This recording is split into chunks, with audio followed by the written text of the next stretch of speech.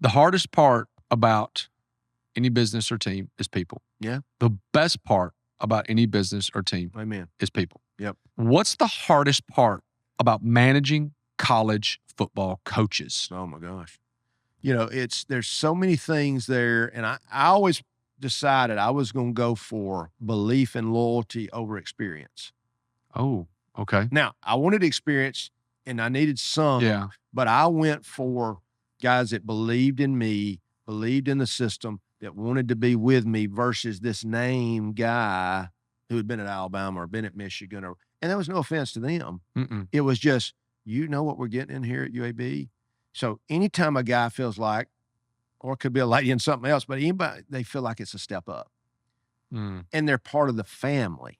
You know, I've heard business guys say, well, you can't, don't say family at your business. I said, well, I hear what you're saying, but I wanted them to at least feel the things from a family that I cared about you, that when I tell you something, we're going to do it, or I'm going to die trying. You could trust me, that you're not going to work harder than me. Yeah. You know, those are the things that I think that vision, because it's about people. Always. And so, all right, so let's go to the players. All right, guys, let me just make sure you understand this is how we're going to do it. Now, remember I said this is not arrogant, but guys, this is why we win.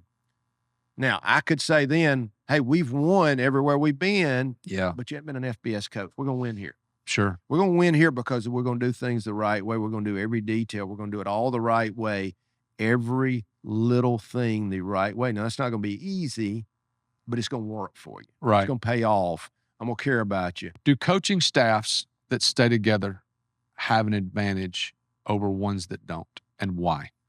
Yeah, I think they do. I feel they do. I do think there is new ideas you can get, and I think there can be some turnover. Now, if you have it, you got to manage it. Sure. But I think the more you can stay with those people, the familiarity, we can still bring in new ideas. We can still, and I always talk about going to put new tools in the toolbox. That's right. Even if we don't use them. Hey, there's another way to train. There's another way to with nutrition, with recruiting, with plays, or whatever your business is. Or I just like what I've been doing. Hey, I see this new idea, but I like what I've been doing. But we're always, we enjoy ideas. We want you to come to us with that. And that was always with the players. There's a chain of command. Yeah. You've got a position coach. You've got multiple people. You've got these people talk about, here's everybody's numbers. The top of is me. Now, you might not want to call that number first. Yeah. But that number's there to be called. And when you come to my door, I know I love Thomas Cox. He played here. Yeah. He's a great player. He's a great guy, but he's going to have to hold on while this player no doubt talks to me. Yeah. And that feeling of, and it's, so it goes back to communication. Sure. You know, here's what we expect. I want to know what's going on. And then you got to really want to know though. Right. You know, these people that say, man, tell me about what's going on with, but you don't care. And they can see that. Yeah. So do I really care about you? And I think when they see that you really care. Yeah. And that can also be part of winning. It's, you know, but I care about you as a human being, you know, just like I always talked about getting the degree.